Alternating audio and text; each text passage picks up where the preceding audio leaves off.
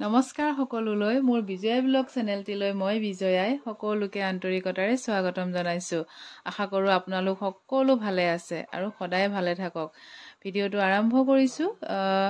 এয়া জগন্নাথ পুৰীৰ পৰা জগন্নাথ মন্দিৰলৈ আমি গৈছিলো আৰু আগৰ ভিডিওসমূহ চাইছে যদি আপোনালোকে গমেই পাইছে মন্দিৰলৈ ওলোৱা সময়তে ভিডিওটো শেষ কৰিছিলো আৰু এয়া প্ৰভুৰ দৰ্শন কৰি আহিলো। প্ৰায় 12:30 মান বজাত দৰ্শন হ'ল, এঘণ্টামান লাগিলে আমাৰ। তাৰপিছতে এয়া দুপৰীয়া এতিয়া ভাত সাজ খাবলৈ আমি যিখন হোটেলত আছিলো তাতেই ভাতৰো ব্যৱস্থা আছে। সকলোখিনি খুব ধুনীয়াকৈ তেওঁলোকে বনাইছে আৰু খুব সোৱাদ লগা। আৰু আমি এয়া প্ৰায় 1-1:30 মানে বাজিছে ভাতকেইটা খাই ললো। খাই মেলি অকণমান ৰেষ্ট লৈ এয়া বিহুৰ ড্ৰেছ পিন্ধি আমাৰ অসমীয়াৰ সাজযোৰ পিন্ধি ওলাইছো সাগৰৰ পাৰলৈ। এটা ৰিলছ বনাম বুলি সেইটো কাৰণে এনেকৈ আহিছোঁ আৰু চাওঁ যদি বনাওঁ আপোনালোকক দেখাম, আপলোড কৰিম, আপোনালোকে আৰু সেয়া আহি পালোহি সাগৰৰ পাৰ। খুব ধুনীয়া দৃশ্য আৰু সাগৰ বুলি ক'লে আচলতে আমাৰ চবৰে চোৱাৰ এটা হেঁপাহ থাকে আৰু ইয়াতো কোনোবাই উঠিম বুলি ভাবিলে উঠিব পাৰে গোটেই পাৰটো ফুৰিবৰ কাৰণে। আৰু আমি বাৰু নুঠিলোঁ, ল'ৰা ৰাজায়ো সি উঠিবৰ কাৰণে মন নকৰিলে। উটত উঠি পেলাই চোৱাৰ এটা মজাও চাগে বেলেগ। আমি বাৰু নুঠিলোঁ। পাৰটো অকণমান তেওঁলোকে ঘূৰাই দিব আৰু এয়া সাগৰৰ ঢৌবোৰ যেন চালে চকুৰোৱা দৃশ্য, চালে চাই থাকিব মন যায়। আমাৰ যিহেতু যোৱা দেৰি হ'ল সেইকাৰণে অকণমান ৰিলছ বনালোঁ মই। গধূলি হৈ আহিলে, তাৰপিছতে আহিলোঁ পাৰলৈ আৰু আহি ইয়াত কেঁকুৰা মিছা মাছৰ অকণমান সোৱাদ ল'লোঁ। খুব ভাল লাগিলে। আমাৰ অসমৰ নিচিনাই তথাপিতো অকণমান সোৱাদটো বেছি ভাল লগা। খাই মেলি আহি আকৌ ৰুমত ড্ৰেছযোৰ চেঞ্জ কৰি যিহেতু মন্দিৰ ভাগ ওচৰতেই আছে আমি আকৌ ওলাই আহিলোঁ মন্দিৰলৈ বুলি। গধূলি এটা অপূৰ্ব সৌন্দৰ্য আহি দেখা পালোঁ আৰু মানুহবোৰ তেতিয়াও আহি আছে, হয়তো ৰাতিপুৱা দৰ্শনৰ কাৰণে তেওঁলোকে আহি ইয়াতে ৰৈছেহি। ওচৰতে এখন পাৰ্ক আছে মন্দিৰৰ একে লগতে লাগি থকা আৰু সেই পাৰ্ক ভাগতো বহুত মানুহ। খুব ভাল লগা এটা দৃশ্য আৰু মন্দিৰ ভাগলৈ চালে যেন চকু ৰখিয়ে যাব।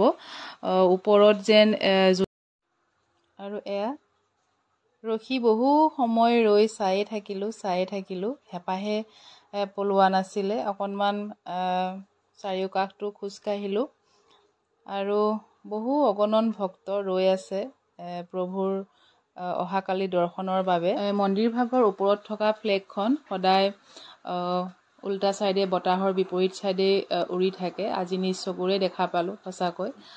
আৰু জোনবাইটো খুব ধুনীয়াকৈ মন্দিৰ ভাগৰ ওপৰতেই যেন মুকুতাৰ দৰে মুকুট হৈ পেলাই জিলিকি আছে। আৰু এয়া পৰিৱেশটো অকণমান দেখালোঁ। হোটেলখন একেবাৰে ওচৰত লোৱাৰ কাৰণে আমাৰ বহুখিনিয়ে সুবিধা হ'ল। প্ৰায় 2 মিনিট মানেই লাগে মন্দিৰলৈ আহিবলৈ।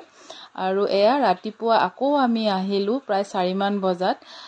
প্ৰথম দিনাখন অকণমান ভিৰ বেছি হোৱাৰ কাৰণে মনটো ইমান হেৰি লগা নাছিলে যেন আকৌ এবাৰ চাম প্ৰভুক আৰু সেইবাবে ৰাতিপুৱাই বায়ে মই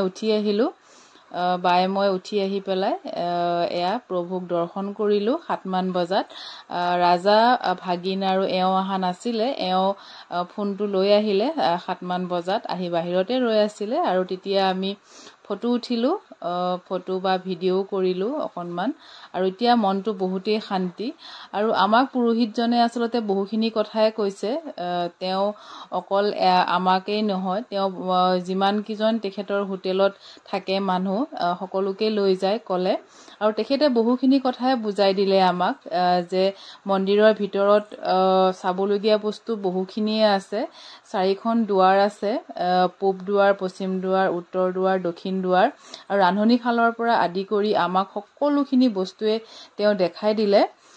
পূব দুৱাৰত ধৰ্মৰ দুৱাৰ বুলি কোৱা হয়, সিংহ দুৱাৰ। পশ্চিম দুৱাৰক কৰ্মৰ দুৱাৰ বুলি কোৱা হয়, বাঘৰ দুৱাৰ। আৰু উত্তৰ দুৱাৰখনক মুখ্য দুৱাৰ বুলি কোৱা হয়, সেইখন হ'ল হাতীৰ দুৱাৰ। আৰু দক্ষিণ ফালে যিখন দুৱাৰ আছে সেইখনক অৰ্থ দুৱাৰ বুলি কোৱা হয়, সেইখন হ'ল ঘোঁৰাৰ দুৱাৰ। তেখেতে খুব ধুনীয়াকৈ আমাক কথাখিনি বুজাই দিলে।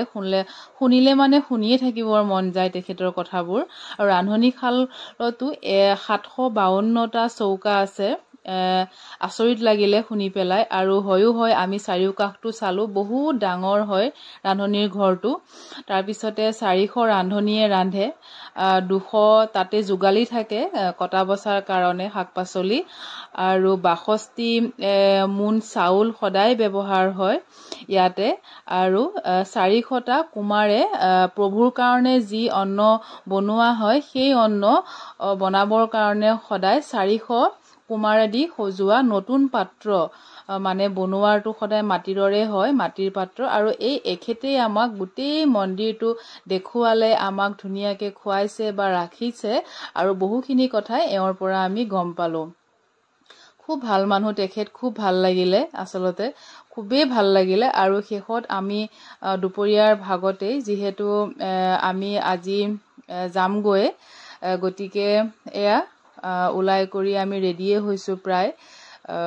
তেখেতে আমাক ভোগৰ কাৰণে মাতিলে যিহেতু নিয়ম আছে ভোগ অকণমান ঘৰলৈ দি পঠাব প্ৰসাদ হিচাপে শুকানেই আচলতে ইয়াতে প্ৰসাদ হয় শুকান দি পঠাব আৰু ভোগো খাবলৈ দিলে আমাক প্ৰভুৰ চৰণৰ ভোগ খালোঁ আৰু এয়া প্ৰভুৰ এয়া প্ৰসাদ লৈ আহিছে ঘৰলৈ লৈ যাব দিব যিহেতু আমাৰ হাতত সময় একেবাৰে কম আমি দুদিনৰ কাৰণেহে মানে আমাৰ এই যাত্ৰাটো দুদিন শনিবাৰে আমি পাইছোঁ শনি দেও সোমবাৰে আকৌ আমি ৰিটাৰ্ণ হ'ম গুৱাহাটীলৈ সেইকাৰণে আমি আজি দেওবাৰে আমি ভুৱনেশ্বৰলৈ যাবৰ কাৰণে ওলাইছোঁৱে যিহেতু পুৱা 6 মান বজাতেই সোমবাৰে পুৱা 6 মান বজাতেই আমাৰ ফ্লাইট আছে গতিকে আমি আজি ভুৱনেশ্বৰ যাবই লাগিব সেইকাৰণে বোলো বাটত অকণমান কিবা কিবি চাই যাব পাৰোঁ যদি সোনকালে সেইকাৰণে ওলাইছোঁ আৰু এয়া তেখেতক আমি সেৱা কৰিলোঁ খুব ভাল লাগিলে তেখেতো সন্তুষ্ট যাতে হওক আমাৰ পৰা একো যাতে দুখদাই নধৰক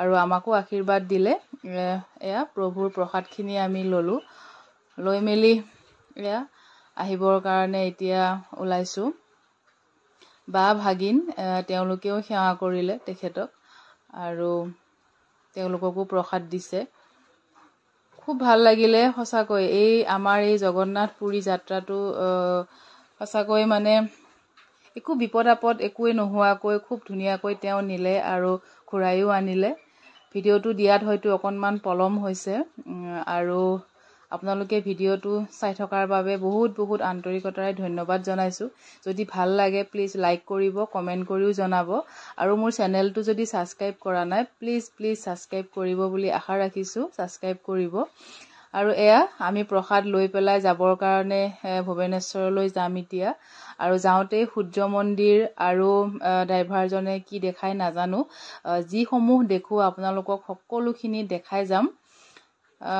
তাৰপিছতে এয়া হোটেলৰ পৰা এতিয়া ওলালোঁ আৰু এই যোৱাৰ সময়তে পুৰি চব্জি তেওঁলোকে খোৱাৰ ব্যৱস্থা কৰিছে আচাৰ দিছে খুব ধুনীয়াকৈ এইখিনি আমি খাই ল'লোঁ ৰাতিপুৱা আৰু ইডলিও কিনি লৈ আহিছিলোঁ অকণমান ভিডিঅ' কৰি দেখাইছিলোঁ ইডলিসমূহ বাৰু খাবলৈ ইমান ভাল নালাগিলে নাখালোঁ এটা খালোঁ খোৱাৰ পিছতে এয়া এতিয়া প্ৰায় 9:30 মান বাজিছে ৰাতিপুৱা আমি যাবৰ কাৰণে ৰেডি হৈ গ'লোঁ গোটেইখিনি বস্তু আৰু এখেতেই আমাক হোটেলৰ মালিকে এওঁৱে আমাক গাড়ীখন ঠিক কৰি দিছে আৰু এনেকুৱা আচলতে পাণ্ডা বুলিও কয় পুৰোহিতজনক পাণ্ডা নামেৰে কোৱা হয় গতিকে তেওঁ আমাক সকলোখিনি ঠিক ঠাক কৰি দিলে গাড়ীৰ পৰা আদি কৰি সকলোখিনি গতিকে তেখেতক মোৰ ফালৰ পৰা আন্তৰিকতাৰে বহুত বহুত ধন্যবাদ জনাইছোঁ আৰু এতিয়া আমাৰ যাত্ৰা জগন্নাথৰ পৰা ভুৱনেশ্বৰলৈ বুলি আৰু শত সহস্ৰ কোটি প্ৰণাম জনাই পেলাই আকৌ তেওঁ কেতিয়া আনে নাজানো আহিছোঁ আমি ভুৱনেশ্বৰৰ ফালে ধন্যবাদ সকলোকে ভিডিঅ'টো শেষলৈকে চোৱাৰ বাবে বহুত বহুত আন্তৰিকতাৰে ধন্যবাদ জনাইছোঁ এয়া সাগৰৰ পাৰে পাৰে আহি আছোঁ নেক্সট ভিডিঅ'ত আকৌ সকলোকে লগ পাম কি দেখিলোঁ কি নেদেখিলোঁ সকলোখিনি দেখাম আজিলৈ আহিছোঁ